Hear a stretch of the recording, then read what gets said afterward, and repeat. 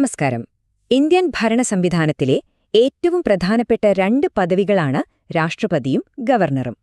അപ്പോ നമ്മളിന്ന് നോക്കാൻ പോകുന്നത് ഇവർ തമ്മിലുള്ള ഒരു താരതമ്യമാണ്, പ്രത്യേകിച്ച് ഈ സ്ഥാനങ്ങളിലേക്ക് എങ്ങനെയാണ് എത്തുന്നത്, സ്ഥാനത്തിരിക്കുമ്പോൾ എന്തൊക്കെയാണ് വ്യവസ്ഥകൾ എന്നൊക്കെ. ഇത് വളരെ പ്രധാനപ്പെട്ടൊരു ഭാഗമാണ്. അപ്പൊ നമുക്ക് കാര്യങ്ങളിലേക്ക് കടക്കാം. രാഷ്ട്രപതിയും ഗവർണറും, ഒന്ന് കേന്ദ്രത്തിന്റെ തലവൻ, മറ്റൊന്ന് സംസ്ഥാനത്തിന്റെ. രണ്ടും സമാന്തരമായ പദവികളാണ്. പക്ഷേ ഇവർ ഈ സ്ഥാനങ്ങളിലേക്ക് എത്തുന്ന വഴികൾ അത് വളരെ വ്യത്യസ്തമാണ്. ഈ വ്യത്യാസങ്ങളും സാമ്യങ്ങളും എന്തൊക്കെയാണെന്ന് നമുക്ക് വിശദമായി തന്നെ പരിശോധിക്കാം. അപ്പോ ഈ താരതമ്യം തുടങ്ങുന്നതിനു മുൻപ് ഇതിന്റെയൊക്കെ ഭരണഘടനാപരമായ അടിത്തറ എന്താണെന്ന് നോക്കാമല്ലേ? കാരണം എല്ലാത്തിനും ഒരു നിയമപരമായ അടിസ്ഥാനം വേണല്ലോ. ഈ ടേബിളിൽ നോക്കൂ, എല്ലാം വ്യക്തമായി കൊടുത്തിട്ടുണ്ട്. രാഷ്ട്രപതിയുടെ ഓഫീസ് സ്ഥാപിക്കുന്നത് ആർട്ടിക്കിൾ 52 ആണെങ്കിൽ ഗവർണറുടേത് ആർട്ടിക്കിൾ 153. തെരഞ്ഞെടുപ്പ് രീതി, യോഗ്യതകൾ, സത്യപ്രതിജ്ഞ, ഓഫീസ് വ്യവസ്ഥകൾ എല്ലാത്തിനും കൃത്യമായ ആർട്ടിക്കിളുകളുണ്ട്. നമ്മൾ ഇനി അങ്ങോട്ട് ചർച്ച ചെയ്യാൻ പോകുന്ന ഓരോ കാര്യവും ഈ ആർട്ടിക്കിളുകളെ അടിസ്ഥാനമാക്കിയാണ്. ഇനി നമ്മൾ വരുന്നത് ഏറ്റവും പ്രധാനപ്പെട്ട, ഏറ്റവും അടിസ്ഥാനപരമായ വ്യത്യാസത്തിലേക്കാണ്. അതായത് എങ്ങനെയാണ് ഇവരെ തെരഞ്ഞെടുക്കുന്നത്. ഒരാളെ തെരഞ്ഞെടുക്കാണ്, മറ്റൊരാളെ നിയമിക്കാണ്. ഈ 2 വാക്കുകൾ ശ്രദ്ധിക്കുക. ഇലക്റ്റഡ്, അതായത് തിരഞ്ഞെടുക്കപ്പെട്ടയാൾ, പിന്നെ അപ്പോയിന്റഡ്, നിയമിക്കപ്പെട്ടയാൾ. രാഷ്ട്രപതിയെ ഒരു ഇലക്ട്രൽ കോളേജ് പരോക്ഷമായി തിരഞ്ഞെടുക്കുകയാണ് ചെയ്യുന്നത്. എന്നാൽ ഗവർണറെയോ രാഷ്ട്രപതി നേരിട്ട് നിയമിക്കുകയാണ്, അതായത് കേന്ദ്ര സർക്കാരിന്റെ ഒരു ഏജന്റായിട്ട്.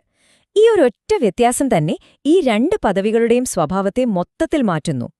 എന്തിനാണ് രാഷ്ട്രപതിക്ക് ഇങ്ങനെയൊരു ഇലക്ട്രൽ കോളേജ്?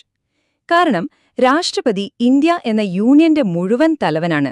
അതുകൊണ്ട് പാർലമെന്റിലെയും എല്ലാ സംസ്ഥാന നിയമസഭകളിലെയും തെരഞ്ഞെടുക്കപ്പെട്ട അംഗങ്ങൾ ചേർന്നാണ് അദ്ദേഹത്തെ തെരഞ്ഞെടുക്കുന്നത്. ഇത് നമ്മുടെ രാജ്യത്തിന്റെ ഫെഡറൽ സ്വഭാവത്തെയാണ് കാണിക്കുന്നത്. എല്ലാ സംസ്ഥാനങ്ങൾക്കും ഈ തെരഞ്ഞെടുപ്പിൽ ഒരു പങ്കുണ്ട്. നമ്മുടെ നാട്ടിലെ പഞ്ചായത്ത് മെമ്പർമാരെയോ എംഎൽഎമാരെയോ തെരഞ്ഞെടുക്കുന്നതുപോലെ ജനങ്ങൾ നേരിട്ടല്ല രാഷ്ട്രപതിയെ തെരഞ്ഞെടുക്കുന്നത്. ഇതിന് പ്രധാനമായും 3 കാരണങ്ങളാണുള്ളത്. 1. അധികാരത്തിന്റെ സ്വഭാവം. ഇന്ത്യയിൽ പ്രധാനമന്ത്രിയാണ് യഥാർത്ഥ ഭരണാധികാരി, റിയൽ ഹെഡ്. രാഷ്ട്രപതി രാജ്യത്തിന്റെ തലവനാണെങ്കിലും അദ്ദേഹം ഒരു ആലങ്കാരിക പദവിയാണ്, നോമിനൽ ഹെഡ്. ജനങ്ങൾ നേരിട്ട് തെരഞ്ഞെടുത്താൽ രാഷ്ട്രപതിക്ക് പ്രധാനമന്ത്രിയേക്കാൾ വലിയ ജനപിന്തുണയുണ്ടെന്ന് വാദിക്കാനിടവരും. ഇത് ഭരണഘടനാപരമായ തർക്കങ്ങൾക്ക് കാരണമായേക്കാം. 2. ചെലവും സമയവും. കോടിക്കണക്കിന് ജനങ്ങൾ വോട്ട് ചെയ്യുന്ന ഒരു തെരഞ്ഞെടുപ്പ് വലിയ സാമ്പത്തിക ബാധ്യതയും സമയനഷ്ടവും ഉണ്ടാക്കും. ഒരു ആലങ്കാരിക പദവിക്കായി ഇത്രയും വലിയ സന്നാഹം ആവശ്യമില്ലെന്ന് ഭരണഘടനാശില്പികൾ കരുതി. 3. പാർലമെന്ററി സംവിധാനം. ഇന്ത്യ ഒരു പാർലമെന്ററി ജനാധിപത്യമായതിനാൽ ജനപ്രതിനിധികളിലൂടെ രാഷ്ട്രപതിയെ തിരഞ്ഞെടുക്കുന്നത് ഭരണസംവിധാനത്തിന് കൂടുതൽ അനുയോജ്യമാണ്. ആരൊക്കെയാണ് ഈ തിരഞ്ഞെടുപ്പിൽ പങ്കെടുക്കുന്നത്? Electoral college. രാഷ്ട്രപതിയെ തിരഞ്ഞെടുക്കുന്ന വോട്ടർമാരുടെ ഗ്രൂപ്പിനെ ഇലക്ടറൽ കോളേജ് എന്ന് വിളിക്കുന്നു. ഇതിൽ താഴെ പറയുന്നവർ ഉൾപ്പെടുന്നു: പാർലമെന്റ് അംഗങ്ങൾ, എംപീസ്, ലോകസഭയിലെയും രാജ്യസഭയിലെയും തിരഞ്ഞെടുക്കപ്പെട്ട അംഗങ്ങൾ. ശ്രദ്ധിക്കുക, രാഷ്ട്രപതി നാമനിർദ്ദേശം ചെയ്തവർക്ക് വോട്ടവകാശമില്ല. നിയമസഭാംഗങ്ങൾ, എംഎൽഎമാർ, എല്ലാ സംസ്ഥാനങ്ങളിലെയും തിരഞ്ഞെടുക്കപ്പെട്ട എംഎൽഎമാർ. കേന്ദ്രഭരണ പ്രദേശങ്ങൾ, ദില്ലി, പുതുച്ചേരി, ജമ്മു ആൻഡ് കാശ്മീർ എന്നിവിടങ്ങളിലെ തിരഞ്ഞെടുക്കപ്പെട്ട എംഎൽഎമാർ. ഏക കൈമാറ്റ വോട്ട് രീതി, സിംഗിൾ ട്രാൻസ്ഫറബിൾ വോട്ട്, STV. ഇതാണ് തിരഞ്ഞെടുപ്പിലെ ഏറ്റവും രസകരമായ ഭാഗം. ഇതിനെ നമുക്ക് ലളിതമായൊരു ഉദാഹരണത്തിലൂടെ മനസ്സിലാക്കാം. ഒരു ഉദാഹരണം: നിങ്ങളുടെ ക്ലാസ്സിൽ ഒരു ലീഡറെ തിരഞ്ഞെടുക്കണമെന്ന് കരുതുക. A, B, C എന്നിങ്ങനെ 3 പേർ മത്സരത്തിനുണ്ട്. സാധാരണ തിരഞ്ഞെടുപ്പിൽ നിങ്ങൾ ഒരാൾക്ക് മാത്രം വോട്ട് ചെയ്യും. എന്നാൽ ഇവിടെ നിങ്ങൾ മുൻഗണനാക്രമത്തിലാണ്, പ്രെഫറൻസിൽ വോട്ട് ചെയ്യുന്നത്. നിങ്ങളുടെ ബാലറ്റ് പേപ്പറിൽ A ഒന്നാമൻ, C രണ്ടാമൻ, B മൂന്നാമൻ എന്നിങ്ങനെ അടയാളപ്പെടുത്തുന്നു. ഇതിനെയാണ് മുൻഗണനാ വോട്ട് എന്ന് പറയുന്നത്. വോട്ട് എണ്ണുന്ന രീതി. കോട്ട. വിജയിക്കാൻ കൃത്യമായൊരു സംഖ്യ വോട്ടുകൾ ലഭിക്കണം. ഇതിനെ കോട്ട എന്ന് വിളിക്കുന്നു. അതായത് പകുതിയിലധികം വോട്ട് കിട്ടുന്ന ആൾ ജയിക്കും. വോട്ട് കൈമാറ്റം, ട്രാൻസ്ഫർ.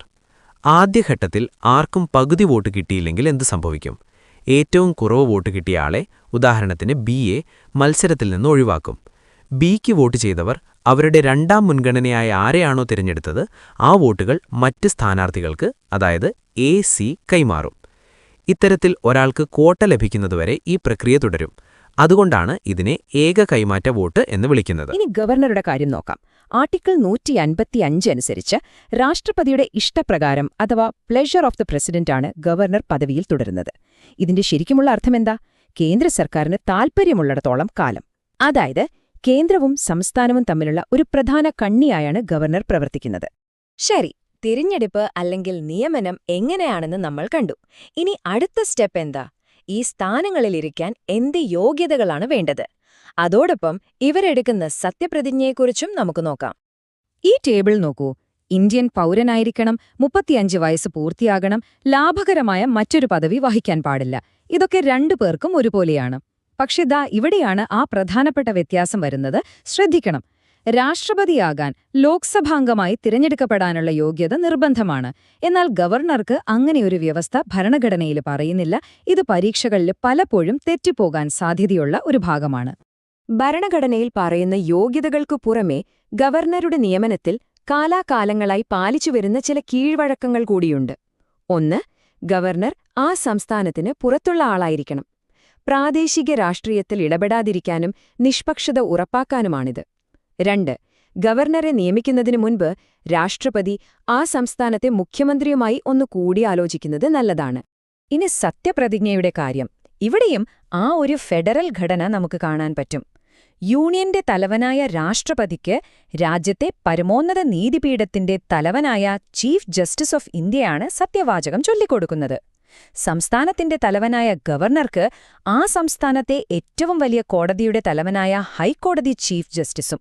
പക്ഷെ രണ്ടുപേരും എടുക്കുന്ന പ്രതിജ്ഞയുടെ കാതലൊന്നാണ്: ഭരണഘടനയെയും നിയമത്തെയും സംരക്ഷിക്കുക.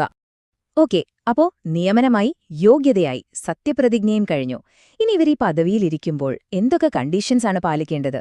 എന്തൊക്കെയാണ് ഇവർക്കുള്ള പ്രത്യേക അവകാശങ്ങൾ? ഇവിടെ നോക്കുമ്പോൾ ഒരുപാട് സമാനതകൾ കാണാമല്ലേ? ഇവർക്ക് പാർലമെന്റിലോ സംസ്ഥാന നിയമസഭയിലോ അംഗമാകാൻ പാടില്ല. ഔദ്യോഗിക വസതികൾ ഉപയോഗിക്കാം. രാഷ്ട്രപതിക്ക് രാഷ്ട്രപതി ഭവൻ, ഗവർണർക്ക് രാജ്ഭവൻ. ഇവരുടെ ശമ്പളവും ആനുകൂല്യങ്ങളും തീരുമാനിക്കുന്നത് പാർലമെന്റാണ്, സംസ്ഥാന നിയമസഭയല്ല. പിന്നെ ഏറ്റവും പ്രധാനം നിയമപരമായ പരിരക്ഷ. ഔദ്യോഗിക കാര്യങ്ങളിൽ ഇവർക്കെതിരെ കേസെടുക്കാനോ അറസ്റ്റ് ചെയ്യാനോ സാധിക്കില്ല. ശരി, നമ്മളിപ്പോ കുറെ കാര്യങ്ങൾ ചർച്ച ചെയ്തു. ഇതൊക്കെ എത്രത്തോളം ഓർമ്മയുണ്ടെന്ന് നമുക്കൊന്ന് സ്വയം ടെസ്റ്റ് ചെയ്താലോ? കുറച്ച് ചോദ്യങ്ങൾ നോക്കാം. ചോദ്യങ്ങളിലേക്ക് പോകും മുൻപ് ഒരു മിനിറ്റ്, ഈ ടേബിൾ ഒന്ന് നോക്കൂ. നമ്മൾ ഇത്രയും നേരം പറഞ്ഞ കാര്യങ്ങളുടെയെല്ലാം ഒരു സമ്മറിയാണിത്. തിരഞ്ഞെടുപ്പ് രീതി, പ്രധാന യോഗ്യത, സത്യപ്രതിജ്ഞ ചൊല്ലിക്കൊടുക്കുന്നതാര്, പദവിയുടെ അടിസ്ഥാനപരമായ യുക്തി, എല്ലാം ഒറ്റനോട്ടത്തിൽ. ഇതോർത്തുവെക്കാൻ വളരെ എളുപ്പമാണ്. അപ്പോ ആദ്യത്തെ ചോദ്യം: രാഷ്ട്രപതിക്ക് ആവശ്യമായതും എന്നാൽ ഗവർണർക്ക് ആവശ്യമില്ലാത്തതുമായ യോഗ്യത താഴെ പറയുന്നവയിൽ ഏതാണ്? ശരി, ഉത്തരം ഓപ്ഷൻ സി ആണ്. നമ്മൾ നേരത്തെ പ്രത്യേകം എടുത്തു പറഞ്ഞ പോയിന്റാണിത്, ഓർമ്മയില്ലേ? ലോക്സഭയിലേക്ക് തിരഞ്ഞെടുക്കപ്പെടാനുള്ള യോഗ്യത രാഷ്ട്രപതിക്ക് മാത്രം വേണ്ട ഒന്നാണ്. ഗവർണർക്ക് ഈ വ്യവസ്ഥ ബാധകമല്ല. അടുത്ത ചോദ്യം: ഗവർണർക്ക് സത്യവാചകം ചൊല്ലിക്കൊടുക്കുന്നത് ആരാണ്? ഉത്തരം ഓപ്ഷൻ സി, അതായത് ഹൈക്കോടതിയുടെ ചീഫ് ജസ്റ്റിസ്. സംസ്ഥാനത്തിന്റെ എക്സിക്യൂട്ടീവ് തലവന് സംസ്ഥാനത്തിന്റെ ജുഡീഷ്യൽ തലവനാണ് സത്യവാചകം ചൊല്ലിക്കൊടുക്കുന്നത്. വളരെ ലോജിക്കലല്ലേ? മൂന്നാമത്തെ ചോദ്യം: രാഷ്ട്രപതിയുടെയും ഗവർണറുടെയും തിരഞ്ഞെടുപ്പിലെ അടിസ്ഥാനപരമായ വ്യത്യാസമെന്താണ്? രാഷ്ട്രപതിയെ ഡാഷ് ചെയ്യുന്നു, അതേസമയം ഗവർണറെ ഡാഷ് ചെയ്യുന്നു. ഉത്തരം ഓപ്ഷൻ സി ആണ്, ഇലക്റ്റഡ് അപ്പോയിന്റഡ്. ഈ വിശകലനത്തിന്റെ ഏറ്റവും പ്രധാനപ്പെട്ട ആശയവും ഇതുതന്നെയാണ്. രാഷ്ട്രപതി തിരഞ്ഞെടുക്കപ്പെടുന്നു, ഗവർണർ നിയമിക്കപ്പെടുന്നു. നാലാമത്തെ ചോദ്യം: ഭരണഘടന അനുസരിച്ച് ഒരു ഗവർണറുടെ ശമ്പളവും മറ്റ് ആനുകൂല്യങ്ങളും നിശ്ചയിക്കുന്നതാരാണ്? ശരിയായ ഉത്തരം ഓപ്ഷൻ ബി, പാർലമെന്റാണ്. ശ്രദ്ധിക്കണം, സംസ്ഥാനത്തിന്റെ തലവനായ ഗവർണറുടെ ശമ്പളം പോലും നിശ്ചയിക്കുന്നത് കേന്ദ്ര നിയമനിർമ്മാണ സഭയായ പാർലമെന്റാണ്. അവസാനത്തെ ചോദ്യം: ഇന്ത്യൻ ഭരണഘടനയിലെ ആർട്ടിക്കിൾ 155 എന്തിനെക്കുറിച്ചാണ് പ്രതിപാദിക്കുന്നത്? ഉത്തരം ഓപ്ഷൻ ഡി, ഗവർണറുടെ നിയമനം. നമ്മൾ തുടക്കത്തിൽ കണ്ട ആ പ്രധാന ആർട്ടിക്കിളുകൾ ഓർത്തുവെക്കുന്നത് ഇത്തരം ചോദ്യങ്ങൾക്ക് വളരെ വേഗത്തിൽ ഉത്തരം നൽകാൻ നിങ്ങളെ സഹായിക്കും. രാഷ്ട്രപതിയും ഗവർണറും, ഈ രണ്ട് പദ്ധതികളും തമ്മിലുള്ള ചില പ്രധാന വ്യത്യാസങ്ങൾ, പ്രത്യേകിച്ച് അവരുടെ കാലാവധി, അവരെ എങ്ങനെ സ്ഥാനത്തുനിന്ന് നീക്കം ചെയ്യാം, പിന്നെ ആരെങ്കിലും മാറിയാൽ ആര് പകരം വരും എന്നൊക്കെയുള്ള കാര്യങ്ങൾ നമുക്ക് വിശദമായിട്ട് തന്നെ നോക്കാം.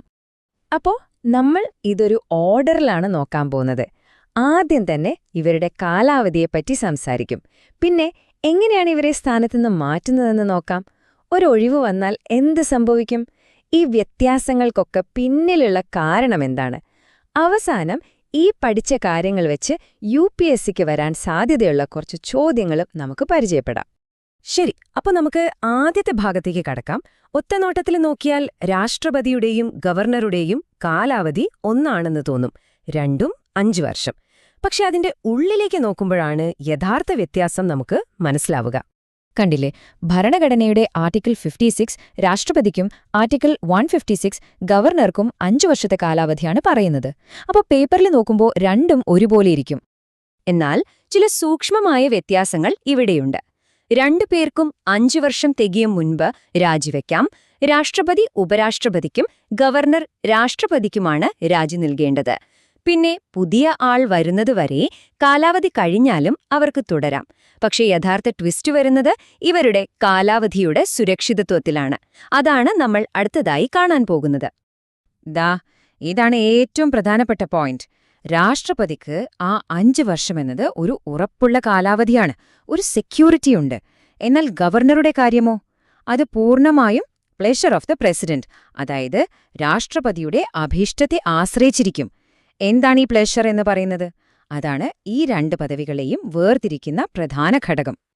അപ്പോൾ സ്വാഭാവികമായും അടുത്ത ചോദ്യം വരുന്നത് ഇവരെ എങ്ങനെ സ്ഥാനത്തുനിന്ന് നീക്കം ചെയ്യാം എന്നതിനെക്കുറിച്ചാണ്. ഇവിടെയാണ് രാഷ്ട്രപതിയും ഗവർണറും തമ്മിലുള്ള ഏറ്റവും വലിയ, ഏറ്റവും നാടകീയമായ വ്യത്യാസം നമുക്ക് കാണാൻ കഴിയുന്നത്. രാഷ്ട്രപതിയെ നീക്കം ചെയ്യണമെങ്കിൽ അതിന് ഭരണഘടനയിൽ വളരെ സങ്കീർണമായൊരു വഴിയാണുള്ളത്. അതിനെയാണ് നമ്മൾ ഇംപീച്ച്മെന്റ് എന്ന് പറയുന്നത്. ആർട്ടിക്കിൾ 61ലാണ് ഇതിനെക്കുറിച്ച് വിശദമായി പറയുന്നത്. ഈ പ്രോസസ്സ് കണ്ടില്ലേ? ഇത് വളരെ കർശനവും ഒരുപാട് കടമ്പകളുള്ളതുമാണ്. പാർലമെന്റിലെ ഏതെങ്കിലും ഒരു സഭയിൽ പ്രമേയം അവതരിപ്പിക്കണം. അത് പാസ്സാകാൻ ആ സഭയിലെ മൊത്തം അംഗങ്ങളുടെ 2/3 ഭൂരിപക്ഷം വേണം.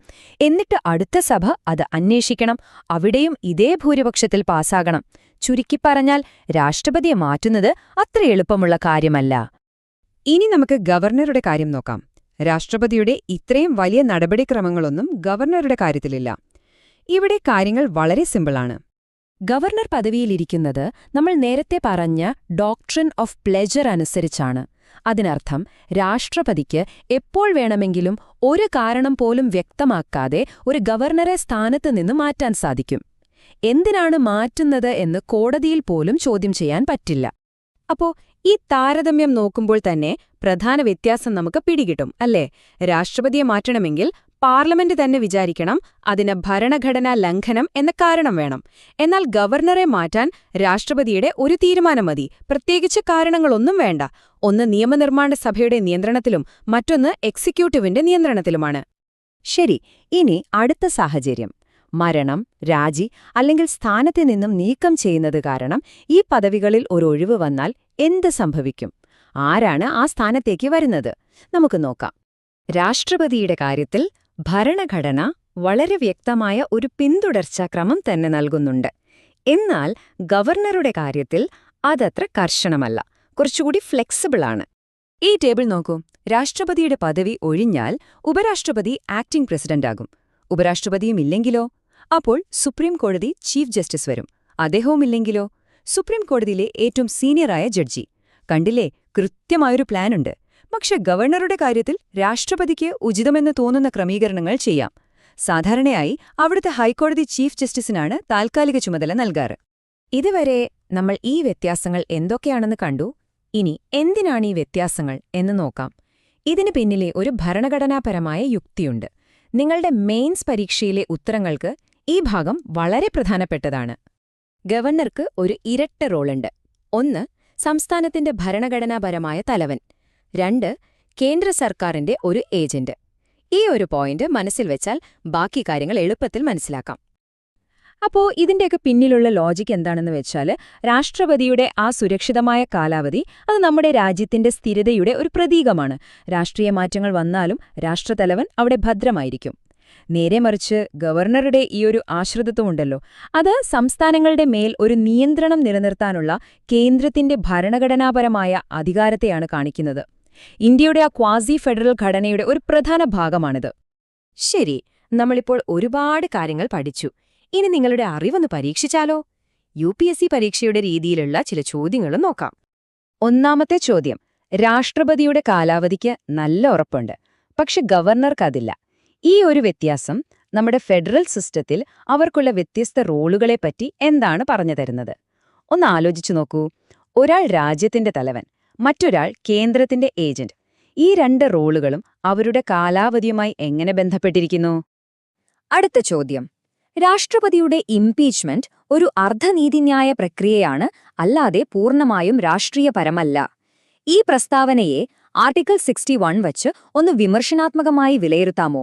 എന്തുകൊണ്ടാണ് അതിനെ ഒരു ക്വാസി ജുഡീഷ്യൽ പ്രോസസ് എന്ന് വിളിക്കുന്നത്? മൂന്നാമത്തെ ചോദ്യം ഇതാണ്: രാഷ്ട്രപതിയുടെയും ഗവർണറുടെയും പദവിയിൽ താൽക്കാലിക ഒഴിവ് വരുമ്പോൾ അത് നികത്താനുള്ള ഭരണഘടനാപരമായ വ്യവസ്ഥകൾ തമ്മിൽ ഒന്ന് താരതമ്യം ചെയ്യുക.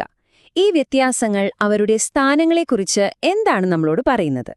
ഇതൊരു ക്ലാസിക് ചോദ്യമാണ്. ഗവർണറെ നീക്കം ചെയ്യുന്നത് സംബന്ധിച്ച പ്ലഷർ ഡോക്ട്രിൻ അല്ലെങ്കിൽ പ്രസാദ സിദ്ധാന്തം നമ്മുടെ ഭരണഘടനാ തത്വങ്ങളുമായും ഫെഡറലിസവുമായും എത്രത്തോളം ചേർന്നു പോകുന്നുണ്ട്?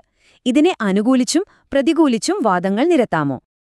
അവസാനമായി ഒരു ചിന്തിപ്പിക്കുന്ന ചോദ്യം: ഒരുപക്ഷേ ഗവർണർമാരെ നീക്കം ചെയ്യാനും ഇംപീച്ച്മെന്റ് പോലുള്ളൊരു നടപടിക്രമം കൊണ്ടുവന്നിരുന്നെങ്കിൽ അത് കേന്ദ്ര സംസ്ഥാന ബന്ധങ്ങളെ എങ്ങനെ ബാധിക്കുമായിരുന്നു? അതിന്റെ ഗുണങ്ങളും ദോഷങ്ങളും എന്തൊക്കെയാവാം? അപ്പോ ഈ പ്ലഷർ ഡോക്ട്രിൻ നമ്മുടെ ഫെഡറൽ ഐക്യത്തെ ശക്തിപ്പെടുത്തുകയാണോ, അതോ സംസ്ഥാനങ്ങളുടെ സ്വയംഭരണത്തെ വെല്ലുവിളിക്കുകയാണോ? ഇന്ത്യൻ രാഷ്ട്രീയത്തിലെ എക്കാലത്തെയും വലിയ സംവാദങ്ങളിൽ ഒന്നാണിത്. ഈ ഒരു ചിന്തയോടെ ഇന്നത്തെ ഈ ചർച്ച നമ്മൾ അവസാനിപ്പിക്കുകയാണ്. നമസ്കാരം.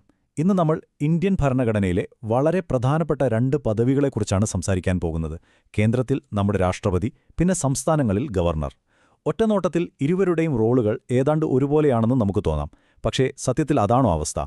അപ്പോൾ ഇവരുടെ അധികാരങ്ങൾ തമ്മിലുള്ള വ്യത്യാസങ്ങൾ എന്തൊക്കെയാണെന്ന് നമുക്കൊന്ന് വിശദമായി പരിശോധിക്കാം. അതെ, ഒരേ ഭരണഘടനയുടെ കീഴിൽ വരുന്ന 2 ഭരണത്തലവന്മാർ. പക്ഷേ ഇവരുടെ അധികാരങ്ങൾ ശരിക്കും ഒന്നുതന്നെയാണോ, അതോ കാര്യമായ വ്യത്യാസങ്ങളുണ്ടോ? ഈ ഒരു ചോദ്യത്തിനുള്ള ഉത്തരമാണ് നമ്മളിന്ന് കണ്ടെത്താൻ പോകുന്നത്. Let's break it down.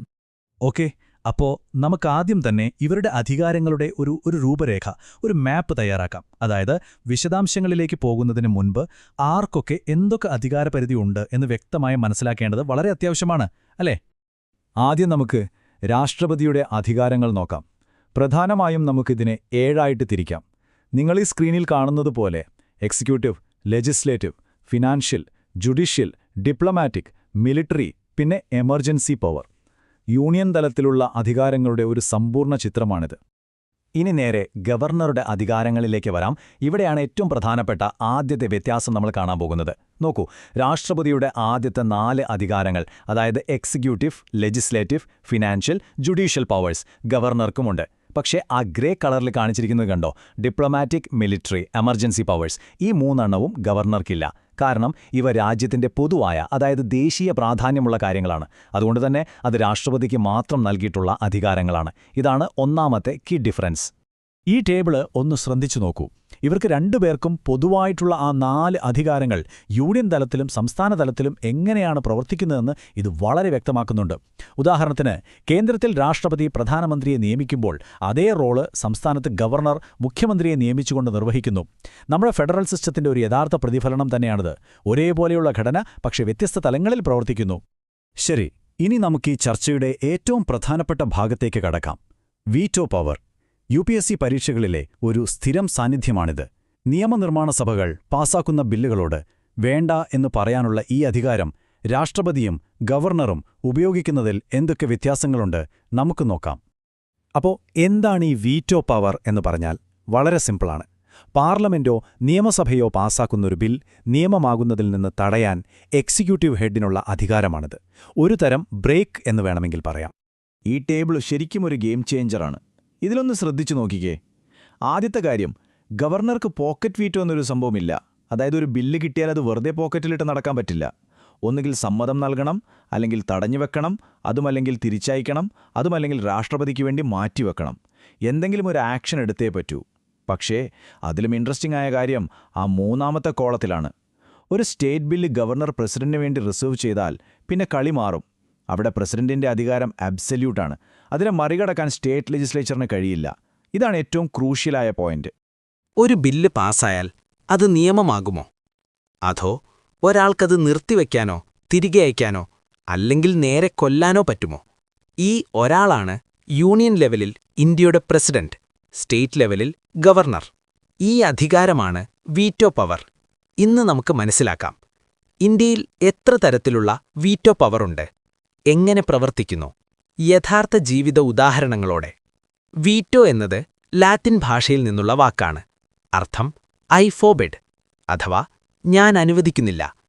ലളിതമായി പറഞ്ഞാൽ പാർലമെന്റ് പാസാക്കിയ ബില്ലിനെ രാഷ്ട്രപതിക്ക് തടയാൻ കഴിയുന്ന അധികാരമാണ് വീറ്റോ പവർ.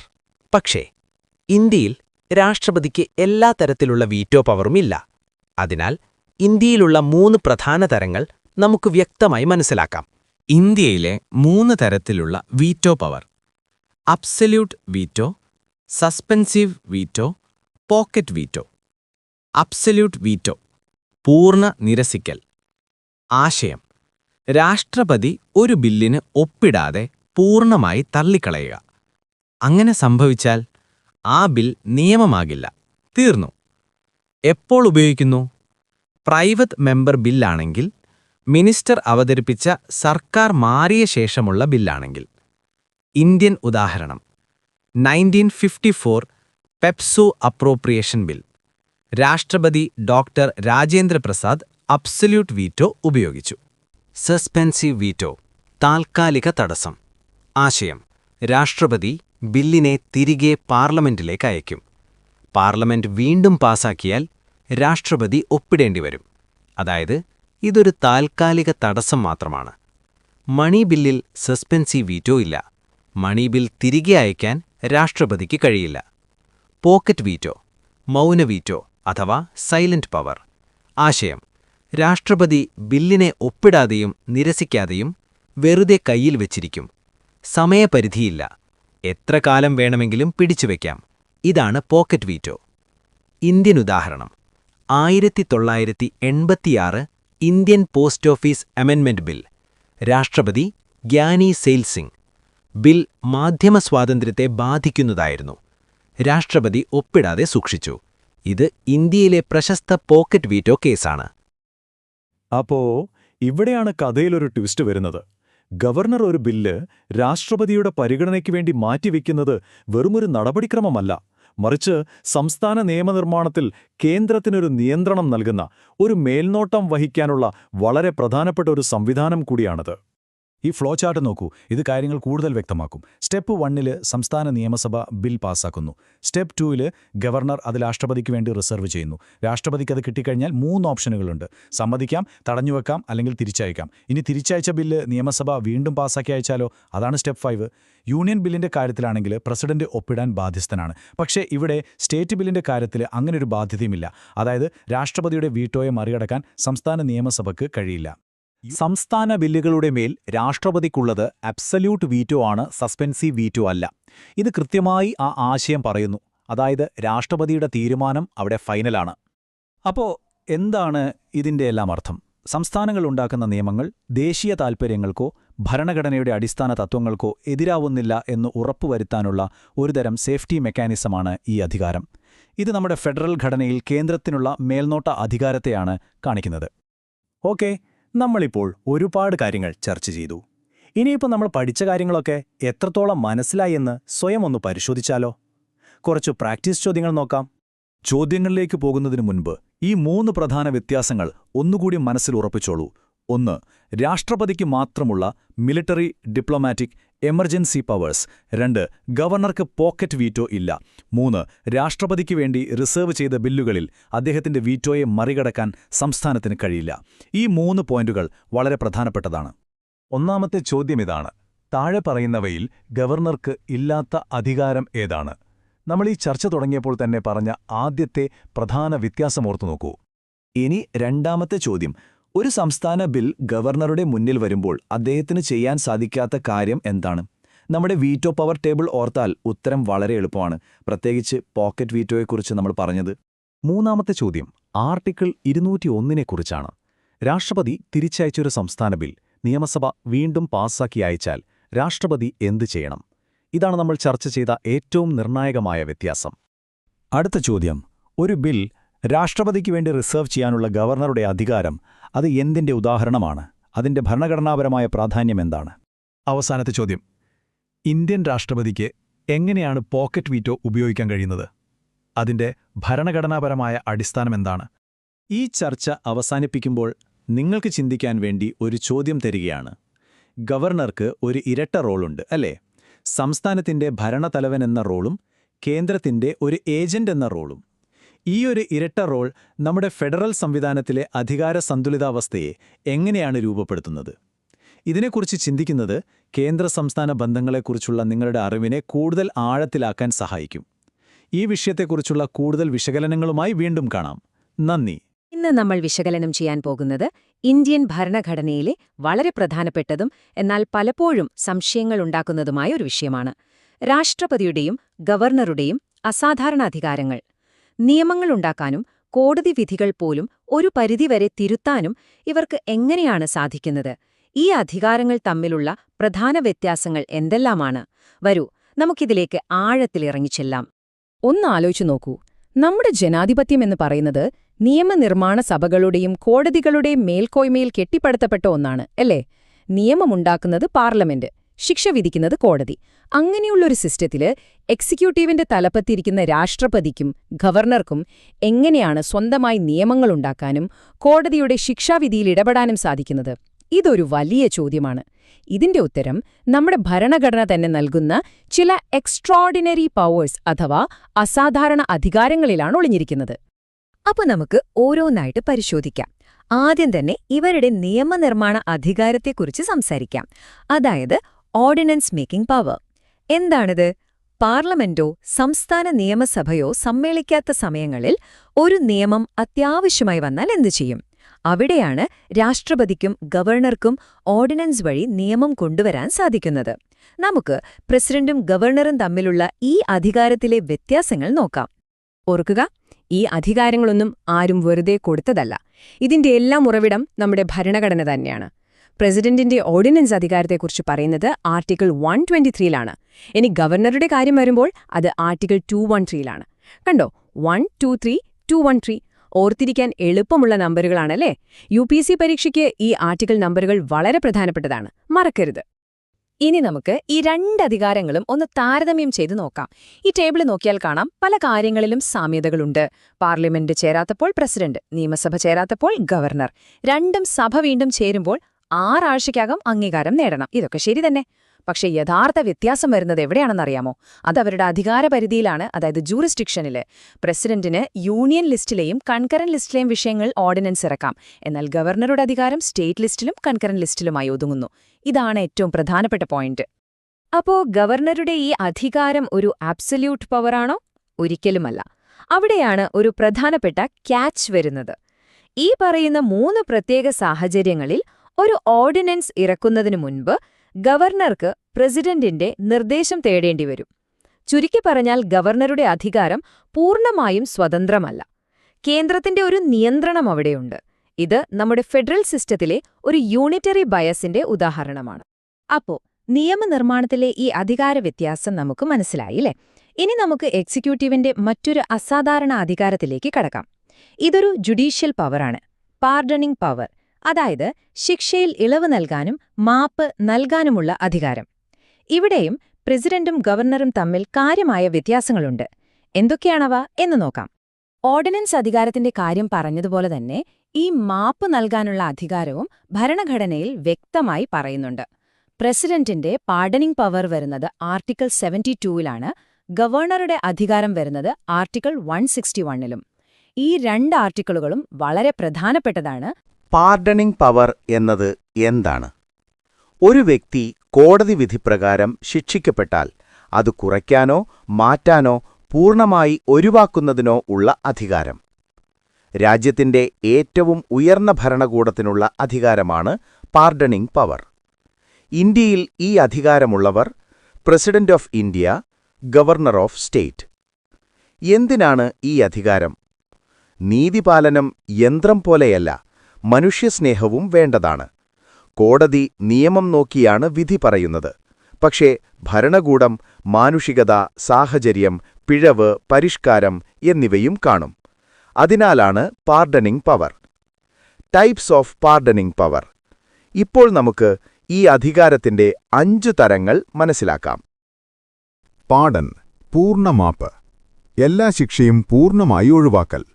ഒരാളിന് ജീവപര്യന്തം തടവ്. പ്രസിഡന്റ് പാർഡൺ കൊടുത്താൽ അയാൾ സ്വതന്ത്രൻ, കുറ്റം പോലും നിലനിൽക്കില്ല. കോമ്യൂട്ടേഷൻ, ശിക്ഷ കുറയ്ക്കൽ. കഠിനമായ ശിക്ഷയെ മാറ്റി കുറഞ്ഞ ശിക്ഷ. ഉദാഹരണം: death sentence, life imprisonment.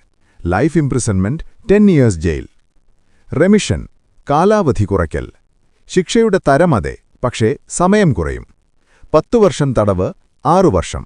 Same punishment, less duration. Respite, പ്രത്യേക കാരണത്താൽ ലഘൂകരിക്കൽ. പ്രായം, രോഗം, ഗർഭധാരണം പോലുള്ള കാരണങ്ങൾ. ഉദാഹരണം: ഗർഭിണിയായ സ്ത്രീക്ക് death sentence, life imprisonment. Humanitarian adjustment. Reprieve, താൽക്കാലിക സ്റ്റോപ്പ്. ശിക്ഷ നടപ്പാക്കുന്നത് താൽക്കാലികമായി നിർത്തിവെക്കുന്നു. ഉദാഹരണം: എക്സിക്യൂഷൻ നിശ്ചയിച്ച ദിവസം പ്രസിഡന്റ് റിപ്രീവ് ചെയ്യുന്നു, കുറച്ചു സമയം ശിക്ഷ സ്റ്റോപ്പ് ചെയ്യുന്നു, അല്ലെങ്കിൽ മാറ്റിവെക്കുന്നു. പ്രസിഡന്റും ഗവർണറും സ്വമേധയാ തീരുമാനിക്കില്ല. Council of മിനിസ്റ്റേഴ്സിന്റെ ഉപദേശപ്രകാരമാണ്. കോർട്ടിന്റെ തീരുമാനം മാറ്റുകയല്ല, പക്ഷേ ശിക്ഷയുടെ നടപ്പാക്കൽ മാത്രം മാറ്റുന്നു. ഇനി ശ്രദ്ധിച്ചു കേൾക്കണം, കാരണം ഇതാണ് ഈ വിഷയത്തിലെ ഏറ്റവും നിർണായകമായ ഭാഗം. പ്രസിഡന്റിന്റെയും ഗവർണറുടെയും മാപ്പ് നൽകാനുള്ള അധികാരത്തിൽ 2 പ്രധാന വ്യത്യാസങ്ങളുണ്ട്. ഒന്ന്, കോർട്ട് മാർഷൽ, അതായത് പട്ടാളക്കോടതി വിധിക്കുന്ന ശിക്ഷയിൽ മാപ്പ് നൽകാൻ പ്രസിഡന്റിന് മാത്രമേ അധികാരമുള്ളൂ, ഗവർണർക്ക് അതിൽ ഇടപെടാനേ കഴിയില്ല. 2, വധശിക്ഷ. ഒരു വധശിക്ഷ പൂർണ്ണമായും റദ്ദു ചെയ്ത് മാപ്പ് നൽകാൻ പ്രസിഡന്റിന് മാത്രമേ കഴിയൂ. ഈ 2 പോയിന്റുകൾ സ്ഥിരമായി ചോദ്യം വരുന്ന മേഖലയാണ്. അപ്പോ ഒന്നുകൂടി വ്യക്തമാക്കാം. വധശിക്ഷയുടെ കാര്യത്തിൽ ഗവർണർക്ക് ശിക്ഷ സസ്പെൻഡ് ചെയ്യാം, റിമിറ്റ് ചെയ്യാം, അല്ലെങ്കിൽ കമ്മ്യൂട്ട് ചെയ്യാം. അതായത് വധശിക്ഷ മാറ്റി ജീവപര്യന്തമാക്കാം. പക്ഷേ ആ ശിക്ഷ പൂർണ്ണമായി പാർഡൺ ചെയ്യാൻ, അതായത് കുറ്റവാളിയെ പൂർണ്ണമായി കുറ്റവിമുക്തനാക്കി മാപ്പ് നൽകാനുള്ള അധികാരം അത് രാഷ്ട്രപതിക്ക് മാത്രം. Only to the president. അപ്പോൾ നമുക്ക് സ്വാഭാവികമായും ഒരു സംശയം വരും. എന്തിനാണ് ഈ അധികാരങ്ങളിൽ ഇങ്ങനെയൊരു വേർതിരിവ? എന്തുകൊണ്ട് ഗവർണർക്ക് ഈ അധികാരങ്ങൾ പൂർണ്ണമായി നൽകുന്നില്ല? ഇതിന്റെ ഉത്തരം നമ്മുടെ രാജ്യത്തിന്റെ അടിസ്ഥാന സ്വഭാവത്തിൽ തന്നെയുണ്ട്, അതായത് നമ്മുടെ ഫെഡറൽ ഘടനയിൽ. ഈ ഡയഗ്രം നോക്കൂ. ഇത് കാര്യങ്ങൾ വളരെ ലളിതമായി നമുക്ക് മനസ്സിലാക്കിത്തരും. നമ്മുടെ അധികാരഘടനയെ 2 തട്ടുകളായി കാണാം. ഏറ്റവും മുകളിലത്തെ തട്ടാണ് യൂണിയൻ ജൂറിസ്ഡിക്ഷൻ. അവിടെയാണ് പ്രസിഡന്റ്. രാജ്യരക്ഷ, അതായത് കോർട്ട് മാർഷലുമായി ബന്ധപ്പെട്ട കാര്യങ്ങൾ, പിന്നെ ജീവനും മരണവുമായി ബന്ധപ്പെട്ട അന്തിമ തീരുമാനം, അതായത് വധശിക്ഷ. ഇങ്ങനെയുള്ള ദേശീയ പ്രാധാന്യമുള്ള വിഷയങ്ങളെല്ലാം പ്രസിഡന്റിന്റെ അധികാരപരിധിയിലാണ് വരുന്നത്. അതിനകത്തുള്ള തട്ടാണ് സ്റ്റേറ്റ് ജൂറിസ്ഡിക്ഷൻ. അവിടെയാണ് ഗവർണർ. സംസ്ഥാന നിയമങ്ങളുമായി ബന്ധപ്പെട്ട വിഷയങ്ങൾ ഗവർണർ കൈകാര്യം ചെയ്യുന്നു. അപ്പോ നമ്മൾ 2 പ്രധാന അധികാരങ്ങളെക്കുറിച്ച് വിശദമായി ചർച്ച ചെയ്ത് കഴിഞ്ഞു. ഇനി എന്തു ചെയ്യണം? പഠിച്ച കാര്യങ്ങളൊന്ന് ഉറപ്പിക്കണം, അല്ലേ? അതിനായി നമുക്ക് ഇതുവരെ പറഞ്ഞ കാര്യങ്ങളൊക്കെ ഒന്ന് ചുരുക്കി നോക്കാം. അതിനുശേഷം UPSC പരീക്ഷയില് ഈ ഭാഗത്ത് നിന്ന് എങ്ങനെയുള്ള അനാലിറ്റിക്കൽ ക്വസ്റ്റ്യൻസ് വരാമെന്നും നമുക്കൊന്ന് പരിശോധിക്കാം. റെഡിയല്ലേ? ഇതാ, ഈ ടേബിൾ നിങ്ങളുടെ റിവിഷന് വളരെ ഉപകാരപ്പെടും. ഒറ്റനോട്ടത്തിൽ തന്നെ കാര്യങ്ങൾ വ്യക്തമാകും. ഓർഡിനൻസിന്റെ കാര്യത്തിൽ പ്രസിഡന്റിനും ആരുടെയും നിർദ്ദേശം വേണ്ട, പക്ഷെ ഗവർണർക്ക് ചിലപ്പോൾ വേണ്ടിവരും. ഇനി പാർഡണിംഗ് പവറിന്റെ കാര്യമെടുത്താലോ? കോർട്ട് മാർഷന്റെ കാര്യത്തിൽ ഗവർണർക്ക് ഒരു അധികാരവുമില്ല, അത് പ്രസിഡന്റിന്റെ മാത്രം അധികാരമാണ്. വധശിക്ഷ പൂർണ്ണമായി മാപ്പ് നൽകാനും പ്രസിഡന്റിന് മാത്രമേ കഴിയൂ. ഈ പോയിന്റുകൾ മനസ്സിലുറപ്പിച്ചോളൂ. ഇനി നമുക്ക് ചില ചോദ്യങ്ങളിലേക്ക് കടക്കാം. ആദ്യത്തെ ചോദ്യം ഇതാണ്: ഗവർണറുടെ ഓർഡിനൻസ് ഉണ്ടാക്കാനുള്ള അധികാരം ഇന്ത്യയുടെ ഫെഡറൽ ഘടനയിലെ ഏകീകൃത സ്വഭാവത്തെയാണ് പ്രതിഫലിപ്പിക്കുന്നത് എന്ന് പറയുന്നു. ഇതിനെ വിമർശനാത്മകമായി വിശകലനം ചെയ്യാനാണ് ആവശ്യപ്പെടുന്നത്. അപ്പോൾ നിങ്ങൾ എന്തെഴുതും? നമ്മൾ നേരത്തെ ചർച്ച ചെയ്ത ആ 3 സാഹചര്യങ്ങൾ ഓർക്കുക. അത് സംസ്ഥാനങ്ങളുടെ നിയമനിർമ്മാണ അധികാരത്തിലുള്ള ഒരു കടന്നുകയറ്റമല്ലേ? ഈ പോയിന്റുകൾ വെച്ച് വേണം ഉത്തരമെഴുതാൻ. അടുത്ത ചോദ്യം ശ്രദ്ധിക്കൂ. എന്തുകൊണ്ടാണ് വധശിക്ഷയ്ക്ക് മാപ്പ് നൽകാനുള്ള അധികാരം പ്രസിഡന്റിന് മാത്രമായി നൽകിയത്, ഗവർണർക്ക് കൂടി നൽകാഞ്ഞത്? ഇതിന്റെ ഭരണഘടനാപരമായ യുക്തി എന്താണ്? ഒന്ന് ആലോചിച്ചു നോക്കൂ. വധശിക്ഷ എന്നത് ഏറ്റവും ഗൗരവമേറിയ ഒന്നാണ്. രാജ്യത്തുടനീളം ഇതിന്റെ കാര്യത്തിൽ ഒരു ഏകീകൃത നിലപാട് വേണ്ടേ? ഓരോ സംസ്ഥാനത്തും ഓരോ ഗവർണർമാർ വ്യത്യസ്ത തീരുമാനമെടുത്താൽ എന്ത് സംഭവിക്കും? ഈ ദിശയിലാണ് നിങ്ങളുടെ ചിന്ത പോകേണ്ടത്. മൂന്നാമത്തെ ചോദ്യം. പ്രസിഡന്റിനും ഗവർണർക്കും വധശിക്ഷ കമ്മ്യൂട്ട് ചെയ്യാം, അതായത് ഇളവ് നൽകി ജീവപര്യന്തമാക്കാം. പക്ഷേ പാർഡൺ ചെയ്യാൻ അഥവാ പൂർണ്ണമായി മാപ്പ് നൽകാൻ പ്രസിഡന്റിനെ കഴിയൂ. ഈ വ്യത്യാസം അവരുടെ ഭരണഘടനാപരമായ സ്ഥാനത്തെക്കുറിച്ച് എന്താണ് നമ്മളോട് പറയുന്നത്? ഒരാൾക്ക് ശിക്ഷയുടെ സ്വഭാവം മാറ്റാനേ കഴിയുന്നുള്ളൂ, മറ്റൊരാൾക്ക് ആ ശിക്ഷയെ തന്നെ ഇല്ലാതാക്കാൻ കഴിയുന്നു. ഇത് അവരുടെ അധികാരശ്രേണിയിലെ വ്യത്യാസമല്ലേ കാണിക്കുന്നത്? ആ രീതിയിൽ ചിന്തിച്ചു നോക്കൂ. നാലാമത്തെ ചോദ്യം. കോർട്ട് മാർഷലിൽ ശിക്ഷിക്കപ്പെട്ടവർക്ക് മാപ്പ് നൽകാനുള്ള അധികാരം പ്രസിഡന്റിന് മാത്രമാണെന്ന് നമ്മൾ കണ്ടു. ഇത് രാജ്യരക്ഷയുടെ കാര്യത്തിൽ യൂണിയൻ ഗവൺമെന്റിനുള്ള സമ്പൂർണ്ണ അധികാരത്തെ എങ്ങനെയാണ് അടിവരയിടുന്നത്? രാജ്യരക്ഷ അഥവാ നാഷണൽ ഡിഫൻസ് എന്നത് യൂണിയൻ ലിസ്റ്റിലെ ഒരു വിഷയമാണ്. അതിൽ സംസ്ഥാനങ്ങൾക്ക് യാതൊരു റോളുമില്ല. അപ്പോൾ ആ മേഖലയുമായി ബന്ധപ്പെട്ട കോടതിയുടെ വിധിയിൽ ഇടപെടാനുള്ള അധികാരവും യൂണിയന്റെ തലവനായ പ്രസിഡന്റിന് മാത്രമായിരിക്കും, അല്ലേ? ആ ഒരു ബന്ധമാണിവിടെ സ്ഥാപിക്കേണ്ടത്. അവസാനമായി അഞ്ചാമത്തെ ചോദ്യം. ഇതൊരു സംഗ്രഹരൂപത്തിലുള്ള ചോദ്യമാണ്. മാപ്പ് നൽകാനും ഓർഡിനൻസ് പുറപ്പെടുവിക്കാനുമുള്ള അധികാരങ്ങൾ എക്സിക്യൂട്ടീവിന് അത്യാവശ്യമാണ്. എന്നാൽ ഈ അധികാരങ്ങൾ പ്രസിഡന്റിനും ഗവർണർക്കും വ്യത്യസ്ത അളവിൽ നൽകിയിരിക്കുന്നത് രാജ്യത്തിന്റെ ഫെഡറൽ ബാലൻസ് നിലനിർത്താൻ അത്യന്താപേക്ഷിതമാണ്. ഈ പ്രസ്താവനയെക്കുറിച്ച് ചർച്ച ചെയ്യുക. നമ്മൾ ഇതുവരെ സംസാരിച്ച എല്ലാ പോയിന്റുകളും ചേർത്ത് വെച്ച് എങ്ങനെയാണ് ഈ വ്യത്യാസങ്ങൾ നമ്മുടെ രാജ്യത്തിന്റെ കേന്ദ്ര സംസ്ഥാന ബന്ധങ്ങളെ സന്തുലിതമായി നിർത്തുന്നത് എന്ന് വിശദീകരിക്കണം. നമസ്കാരം. ഇന്ത്യൻ ഭരണഘടനയിലെ വളരെ പ്രധാനപ്പെട്ട 2 പദവികളാണ് പ്രസിഡന്റും ഗവർണറും. ഇവരുടെ ഭരണഘടനാപരമായ സ്ഥാനം എന്താണ്? ഇവർ തമ്മിലുള്ള വ്യത്യാസങ്ങൾ എന്തെല്ലാമാണ്? നമുക്കിതിനെക്കുറിച്ച് ആഴത്തിലൊന്ന് സംസാരിക്കാം. അപ്പോ നമ്മൾ എങ്ങനെയാ മുന്നോട്ട് പോകുന്നതെന്ന് നോക്കിയാലോ? ആദ്യം നമ്മളിതിന്റെ ഭരണഘടനാപരമായ അടിത്തറ പരിശോധിക്കും. പിന്നെ ആരാണ് യഥാർത്ഥ ഭരണാധികാരി, ആരാണ് നാമമാത്രമായ തലവൻ എന്ന് നോക്കും. അതിനുശേഷം അവരുടെ വിവേചനാധികാരത്തെക്കുറിച്ച് സംസാരിക്കും. ഗവർണറുടെ ഇരട്ട റോളും എന്തിനാണ് നമ്മുടെ ഭരണഘടന എങ്ങനെ ഡിസൈൻ ചെയ്തിരിക്കുന്നത് എന്നതിന്റെ യുക്തിയും നമ്മൾ മനസ്സിലാക്കാൻ ശ്രമിക്കും. ശരി, അപ്പോൾ നമുക്ക് നേരെ വിഷയത്തിലേക്ക് കടക്കാം. ഏതൊരു അധികാരത്തിന്റെയും ഉറവിടം നമ്മുടെ ഭരണഘടനയാണല്ലോ. അതുകൊണ്ട് പ്രസിഡന്റ്, ഗവർണർ എന്നീ പദവികൾക്ക് അടിത്തറപാകുന്ന ആർട്ടിക്കിളുകളിൽ നിന്ന് തന്നെ നമുക്ക് തുടങ്ങാം. ഈ സ്ലൈഡൊന്ന് ശ്രദ്ധിച്ചു നോക്കൂ. ഇതിലൊരു സമാന്തര ഘടന കാണുന്നില്ലേ? കേന്ദ്രത്തിൽ എന്താണോ അതിന്റെ ഒരു പ്രതിഫലനം പോലെയാണ് സംസ്ഥാനത്തും. ആർട്ടിക്കിൾ 52 ഇന്ത്യക്കൊരു പ്രസിഡന്റ് വേണമെന്ന് പറയുമ്പോൾ ആർട്ടിക്കിൾ 153 ഓരോ സംസ്ഥാനത്തിനും ഒരു ഗവർണർ വേണമെന്ന് പറയുന്നു. അതുപോലെ യൂണിയന്റെ എക്സിക്യൂട്ടീവ് അധികാരം ആർട്ടിക്കിൾ 53 പ്രകാരം പ്രസിഡന്റിലാണ്. സംസ്ഥാനത്തിന്റേത് ആർട്ടിക്കിൾ 154 അനുസരിച്ച് ഗവർണറിലും. ഇനി പ്രസിഡന്റിനെ സഹായിക്കാനും ഉപദേശിക്കാനും ആർട്ടിക്കിൾ 74 പ്രകാരം ഒരു മന്ത്രിസഭയുണ്ട്. ഇതേ കാര്യം ഗവർണർക്ക് വേണ്ടി ആർട്ടിക്കിൾ 163ലും പറയുന്നു. ഈ ഒരു താരതമ്യമാണ് നമ്മുടെ ചർച്ചയുടെ തുടക്കം. ഈ സമാന്തര ഘടന നമ്മളെ എങ്ങോട്ടാണ് കൊണ്ടുപോകുന്നത്? അത് നമ്മുടെ പാർലമെന്ററി സിസ്റ്റത്തിന്റെ ഏറ്റവും അടിസ്ഥാനപരമായ തത്വത്തിലേക്കാണ്. അതായത് ഔപചാരിക തലവനും യഥാർത്ഥ ഭരണത്തലവനും തമ്മിലുള്ള ആ വേർതിരിവിലേക്ക്. നമുക്കതൊന്ന് നോക്കാം.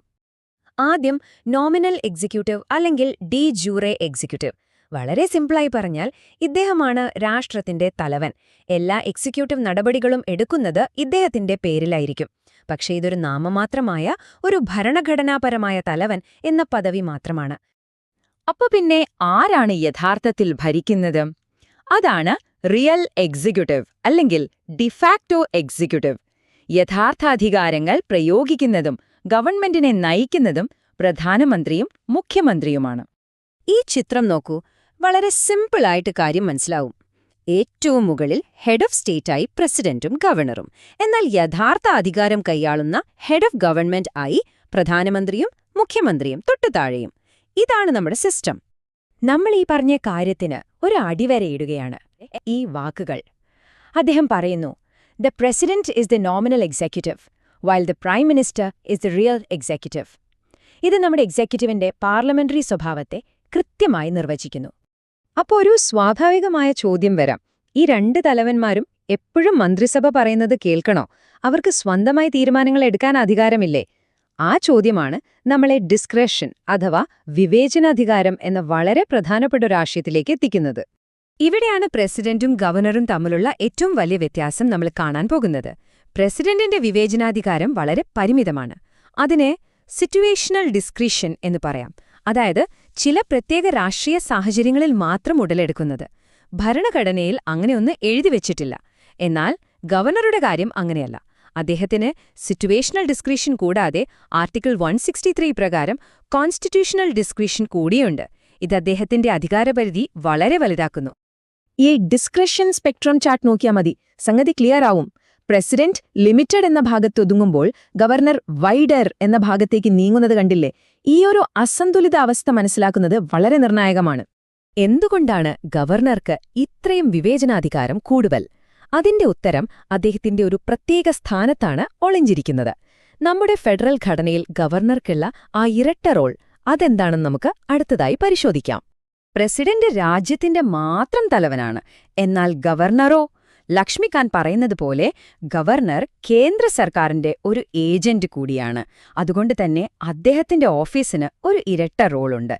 ഈ ഡ്യുവൽ റോളാണ് അദ്ദേഹത്തിന്റെ പദവിയെ പ്രസിഡന്റിൽ നിന്നും വ്യത്യസ്തമാക്കുന്നത്. ഈ ചിത്രം ആ ഇരട്ട റോളിനെ വളരെ ലളിതമായി നമുക്ക് കാണിച്ചു വരുന്നുണ്ട്. ഒരു വശത്ത് അദ്ദേഹം സംസ്ഥാനത്തിന്റെ ഭരണഘടനാപരമായ തലവനാണ്. അതേസമയം തന്നെ മുകളിലേക്ക്, അതായത് കേന്ദ്രത്തിലേക്ക് റിപ്പോർട്ട് ചെയ്യുന്ന യൂണിയന്റെ ഒരു ഏജന്റ് കൂടിയാണ്. ഫെഡറൽ സംവിധാനത്തിലെ കേന്ദ്രത്തിന്റെ കണ്ണും കാതുമാണ് ഗവർണർ എന്ന് പറയാം. ശരി, ഇതുവരെ നമ്മൾ ഓരോ ഭാഗങ്ങളായി കണ്ടു. ഇനി ഇതെല്ലാം കൂടി ചേർത്തുവെച്ച് നമ്മുടെ ഭരണഘടനാ ശില്പികൾ എന്താണ് ചിന്തിച്ചതെന്ന് നോക്കാം. ഈ ഒരു രൂപകൽപ്പനയ്ക്ക് പിന്നിലെ വലിയ യുക്തി എന്താണ്? അപ്പോ എന്തുകൊണ്ടാണ് ഈ വ്യത്യാസം? ഒന്നാമത്തെ കാരണം കേന്ദ്രത്തിലും സംസ്ഥാനങ്ങളിലും ഒരുപോലെ പാർലമെന്ററി സിസ്റ്റം നിലനിർത്തുക എന്നതാണ്. രണ്ടാമതായി, ഇന്ത്യ ശക്തമായ ഒരു കേന്ദ്രമുള്ള ഒരു ഫെഡറേഷനാണ്. ഇതിനെയാണ് ഫെഡറൽ അസിമെട്രി എന്ന് പറയുന്നത്. ഏറ്റവും പ്രധാനമായി, ഗവർണർ എന്ന പദവി സംസ്ഥാനങ്ങളുടെ മേൽ ഒരു നിയന്ത്രണവും മേൽനോട്ടവും ഉറപ്പാക്കാനുള്ള കേന്ദ്രത്തിന്റെ ഒരു ഉപാധിയാണ്. ഇത് രാജ്യത്തിന്റെ അഖണ്ഡത ഉറപ്പാക്കാൻ സഹായിക്കുന്നു. നമ്മുടെ ക്വാസി ഫെഡറൽ ഘടനയുടെ ഒരു പ്രധാന ഭാഗമാണിത്. നമ്മൾ ഇത്രയും നേരം പറഞ്ഞ കാര്യങ്ങൾ ഒറ്റനോട്ടത്തിൽ കാണാൻ ഈ ടേബിൾ സഹായിക്കും. എക്സിക്യൂട്ടീവ് ഹെഡ് എന്ന നിലയിൽ രണ്ടുപേരും നാമമാത്ര തലവന്മാരാണ്.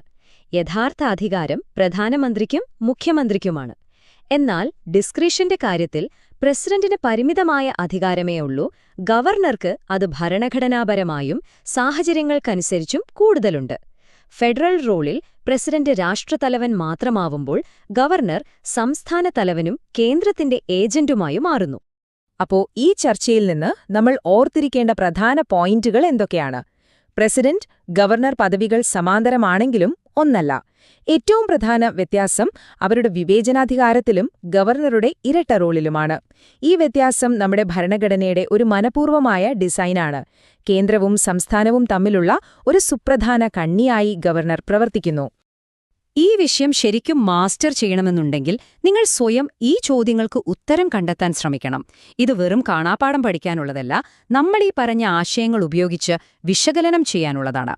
ഉദാഹരണത്തിന്, ആദ്യത്തെ ചോദ്യം നോക്കൂ. പ്രസിഡന്റും ഗവർണറും സമാന്തരമായി തോന്നാമെങ്കിലും ഗവർണർക്ക് കൂടുതൽ വിവേചനാധികാരമുണ്ട്. ഇതിനെ വിമർശനാത്മകമായി വിശകലനം ചെയ്യുക.